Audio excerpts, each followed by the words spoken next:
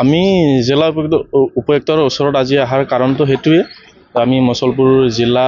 যুৱ শাখা UPPL হৈ পেলাই আমি ডিষ্ট্ৰিক্ট আজি এখন মেমৰিয়েল নাম দিছোঁ য'ত নেকি আগতে 17টা বছৰতো সেই যোৱাটো চলি আছিলে হাগ্ৰামা মহিলাৰী চৰকাৰৰ দিনত আকৌ 5 বছৰত UPPL চৰকাৰ যিখিনি আমাৰ প্ৰমোদ বড়ো ছাৰে চৰকাৰ চলাই গৈছিলে সেই সময়ত 5 বছৰত যোৱা মেলা সেইবিলাকত মানে পূজা পাতালত চলা নাছিলে তো আকৌ সেই 5 বছৰ আনকি 5 বছৰ যোৱাৰ পিছত আজি 1 বছৰ হোৱাই নাই 6 মাহ হোৱাই নাই তাৰে আগতে চৰকাৰ আহাৰ লগে লগে তাৰে এসপ্তাহ পিছৰ পৰাই যোৱা মদ ভাং সেইবিলাক মেলাত পূজা মেলাত মানে চলিব ধৰিছে তাতে আমাৰ যুৱকসকলৰ ক্ষতি হৈছে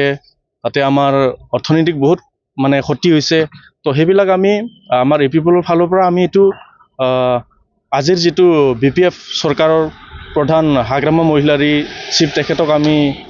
সেইটোৱে ক'ব বিচাৰিছোঁ যে আপোনালোকে সেইটো কথা চিন্তা কৰক যে আমাৰ যাতে যুৱ প্ৰজন্মবিলাক যাতে অসুবিধা নহয় বা বলে আমাৰ যুৱ প্ৰজন্মবিলাকে এটা ভাল দিশেৰে যাব পাৰে সেইটো চিন্তা কৰি কেনে কাম কৰিব লাগে তো আপোনালোকে কি কৰিছে আপোনালোকে মদ ভাং জুৱা এইবিলাক চলাইছে তো আমাৰ বিটিআৰ অঞ্চলৰ যুৱ যুৱতীসকল মানে বহুত এটা দিশেৰে যাবলৈ মানে ধৰিছে তো সেইবিলাক বন্ধ কৰিব লাগে আমি সেইখিনি মানে DC ছাৰক আমি জনাইছোঁ যে প্ৰশাসনক জনাইছোঁ যে আপোনালোকেও সেই যোৱা মদ ভাং য'ত নেকি মেলা পূজা চলে তাতে যাতে বন্ধ কৰে সেইটো আমি